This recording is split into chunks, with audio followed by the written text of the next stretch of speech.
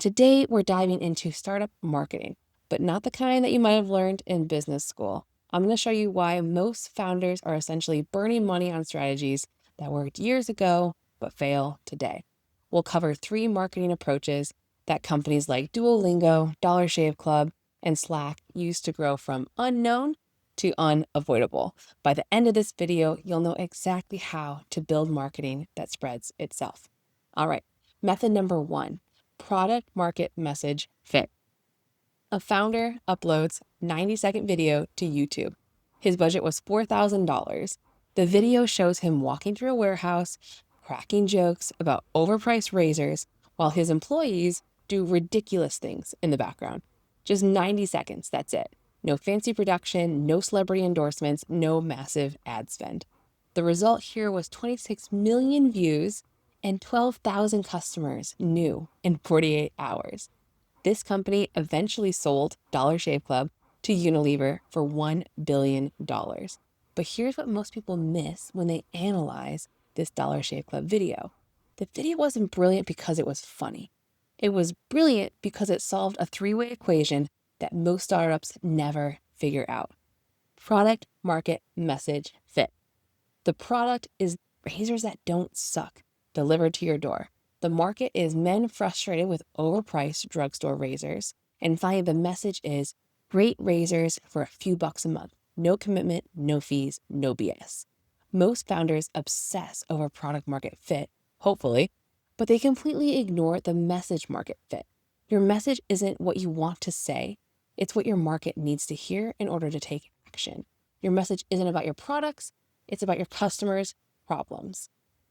Dubin didn't talk about the blade technology or subscription logistics. He talked about feeling ripped off at CVS. That's the difference between marketing that converts and marketing that will just cost you money. All right, method number 2, I'm going to show you the V.I.R.A.L framework. This is a framework that will maximize your chances of organic growth. It's called V.I.R.A.L not because it guarantees virality, but because it builds on the conditions needed for a natural spread of ideas. So, V, value first content. Don't lead with your content, lead with your value. Duolingo didn't start with download our app. They started with learn languages for free. The value proposition came first, the product came second.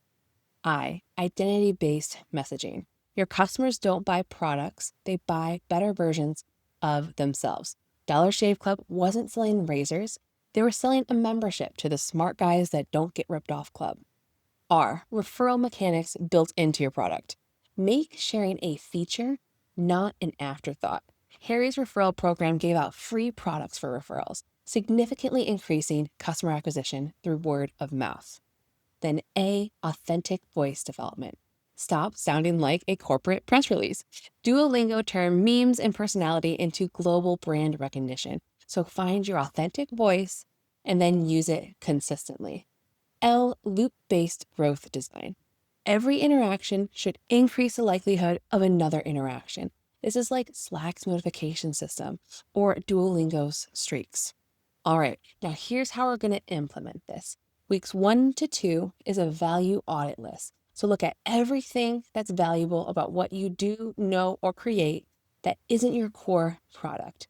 A language learning tool could realize that they're also excellent at travel planning, and people that are going to travel are also attracted to learning new languages. That is a beautiful symbiotic relationship where you can give value and also gain customers. In weeks 3 to 4, look at identity research. So interview 10 customers and ask, how do you describe yourself to others? Not how would you describe our product. Learn your client's identity, not their feature preferences. All right, in weeks 5 and 6, I want you to build sharing into your product's workflow. I don't want you just to add share buttons. I want you to add reasons to share. Week 7 to 8, voice experimentation. So test different voice approaches across your channels. Corporate, professional, friendly, expert. Just go ahead and try some different ones and measure the engagement and the response. Last point here, point number 3. The only 3 marketing questions I think that you need. So before you spend any money on marketing, I need you to ask yourself these 3 questions. Question number 1 is the distribution test. If we never spent money on ads, how would people discover us? If you do not have a clear answer, then you do not have a marketing strategy. You have an advertising dependency. Question number 2, the sharing test. What would make someone excited to tell their friends about us? If it's just a good product, that's not enough. Good products are table stakes. Shareable experiences are competitive advantages.